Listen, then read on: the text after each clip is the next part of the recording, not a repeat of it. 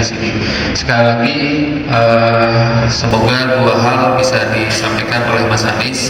Yang pertama, kebetulan beliau terlibat dalam proses, ya.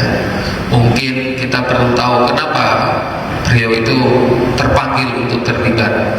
Kemudian yang kedua, seperti tadi disampaikan oleh Pak Abdullah, bahwa apakah beliau siap untuk tidak menyerah memperjuangkan kepentingan umat Muslim Indonesia. Saya kira itu. Terima kasih. Silakan, Mas.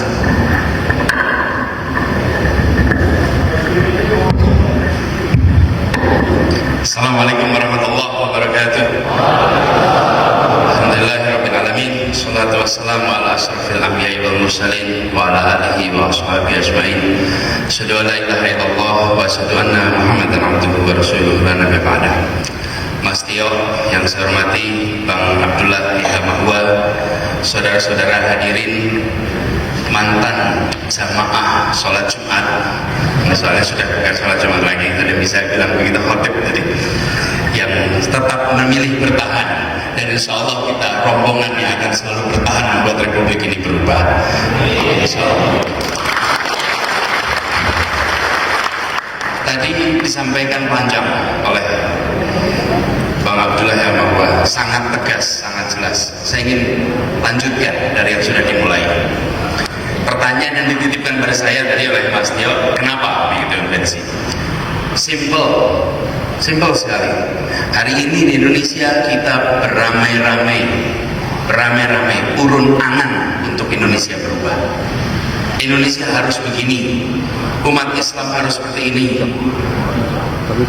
sebaiknya begini, sebaiknya begitu. Tapi kita sebatas urunan angan-angan, memilih tidak terlibat. Sementara kita saksikan praktek-praktek penyelewengan korupsi berderetan. Pak Abdullah Mahwa ini di KPK, saya sudah sama-sama beliau di situ, tapi bukan diperiksa. Kita bagian memeriksa kalau di KPK, memeriksa, menyaksikan bahwa untuk ini bisa berubah. Kenyataan bahwa di Indonesia banyak masalah. Saya sering garis bawahi, ini mengutip yang pernah juga dikatakan oleh Sayyidina Ali, bukan karena orang jahat banyak jumlahnya, tapi karena orang-orang baik memilih diam dan mendiamkan. Karena itu saya tidak pilih diam, saya pilih turun tangan, saya pilih terlibat. Nanti kita semua akan diminta pertanggungjawabannya, dan kita bisa menjawab. Seperti Bang Abdullah tadi menjawab, di tahun 71 saya pilih, tahun 77 saya lakukan. Kenapa? Karena ada kesadaran bahwa di masa-masa itu kita tidak pilih diam. Saya ketika diundang mengikuti proses ini, saya katakan proses konvensi ini proses yang benar.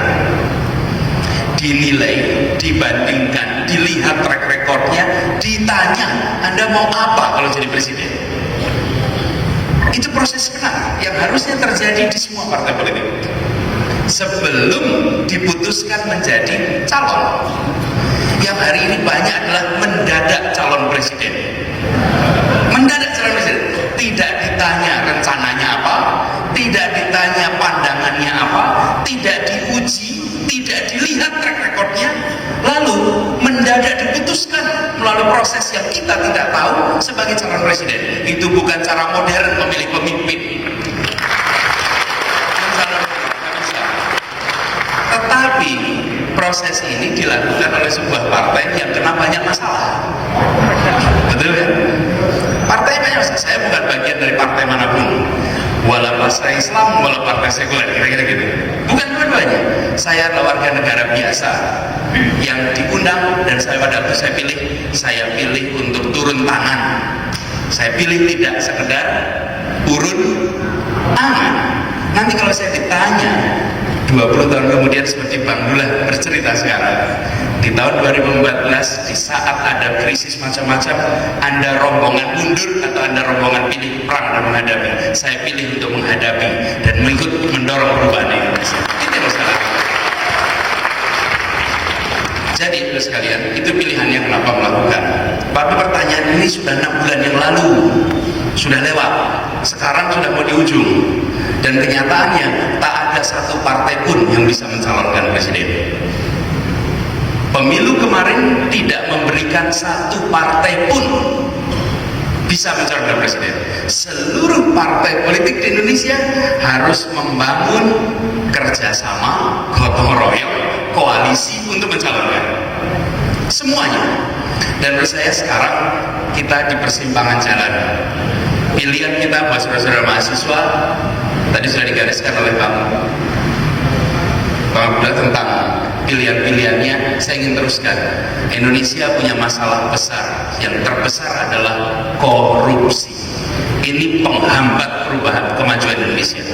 Menurut saya mendorong orang yang bersih, orang yang baik, berani, kompeten itu mutlak. Di antara umat Islam cari yang bersih. Cari yang bersih, karena di sini kita membutuhkan pemimpin yang tidak punya beban untuk menegakkan hukum. Bila dia harus menegakkan hukum, seharusnya siapapun yang melanggar ditangkap. Dalam prakteknya, bila dia teman dipikir 2-3 kali. Kalau Bang Abdullah ini unik. Kalau Bang Abdullah ini malah pernah mengatakan, beliau ini alumni HMI. Jadi dia mengatakan dalam sebuah sawalan, saya kutip dulu ya ceritanya teman saya. Dalam sebuah sawalan dikumpulkan mas alumni HMI, yang tua-tua ini dikumpulkan, lalu Bang Abdullah memberikan pidato. Bang Abdullah ceritakan begini, saudara-saudara semua, jika anak-anak saudara nakal di luar, lalu dimarahi oleh tetangga, dihukum oleh tetangga, saudara tersinggung tidak? Tersinggung tidak? Tersinggung. Lebih baik dilaporkan pada bapaknya, lalu bapaknya manggil si anak, anaknya dimarahi sama bapaknya, bukan? Bang Abdullah mengatakan, jika ada alumni HMI yang melanggar hukum, biarkan saya yang menghukum sebagai orang tua senior. Tegas. Tapi hari ini yang terjadi apa? Ketika itu teman, ketika itu memiliki separtai, seasosiasi, sehobiat, berubah. Di situ menurut saya kita perlu mendatangkan orang yang baru, dan saya menawarkan diri sebagai orang yang baru dalam proses ini. Preman yang tidak punya kaitan dengan manapun juga, tapi ujungnya terserah pada partai-partai untuk menentukan. Karena yang menentukan bukan saya, tapi saya menyatakan saya siap. Saya bedakan antara ingin dan siap. Saya siap. Dan ketika saya menyatakan siap, artinya bismillah, ini akan dijalani. Tetapi keputusan bukan di tangan saya, keputusannya di tangan orang yang akan mencalonkan. Di sini kemudian saya melihat komponen bersih menjadi penting, komponen berani menjadi penting. Tidak ada yang sempurna, tidak ada yang sempurna. Tapi kalau kita niati ini sebagai sebuah ikhtiar untuk mengubah wajah Republik, maka insya Allah kita bisa jalani dengan baik. Itu yang ingin saya sampaikan kepada sekalian. Dan saya mengajak saudara-saudara di sini, jangan diam. Jangan diam. Artinya apa? Ajak lingkungan saudara untuk bergerak. Bukan hanya saudara bergerak. Kalau hanya saudara bergerak, satu, tapi ajak lingkungan untuk bergerak, ajak lingkungan untuk ambil pilihan. Dan insya Allah nanti saudara-saudara bisa bilang, ini saya sering katakan betul, 20 tahun lagi, 30 tahun lagi, mungkin anak-anak saudara akan membaca sejarah Indonesia. Dan anak-anak saudara mungkin tanya kepada saudara, ayah, di tahun 2014 saya baca di buku sejarah adalah era money politik. Saya begini, kalau Anda mau menunggu sampai semua partai bersih baru terlibat, Anda sedang mencoba menjadi pemimpin upacara. Pemimpin yang pejuang, masuki dan hadapi ini. Bukan menunggu semua bersih baru Anda mau upacara. Loh, kenyataannya di mana-mana ini praktek korupsi. Justru menurut saya sekarang di situ letak perjuangannya. Di situ bedanya. Anda menjadi pemimpin upacara atau pemimpin perjuangan. Kalau Anda menjadi pemimpin upacara, tunggu semua bersih. Semoga Anda masih hidup menyaksikan semua bersih. Tapi kalau kita mau berjuang, hadapi. Dan di situ kemudian saya pilih untuk hadapi. Tidak sekedar menunggu sampai semua bersih. Kalau ada yang berperkara, ya tinggal dihukum saja. Jadi tadi ketika dapat pertanyaan misalnya, bagaimana dengan orang yang lelah melihat keadaan? Saya malah ingin jawab, sejak kapan kita jadi bangsa yang putus asa? Sejak kapan kita jadi bangsa putus asa? Saya berikan analogi. Pagi tadi saya semir sepatu itu. Saya semir sepatu. Jumatan ini jejer di situ, terinjak-injak sepatu saya, kotor lagi mas. Oke, saya semir lagi nanti mas.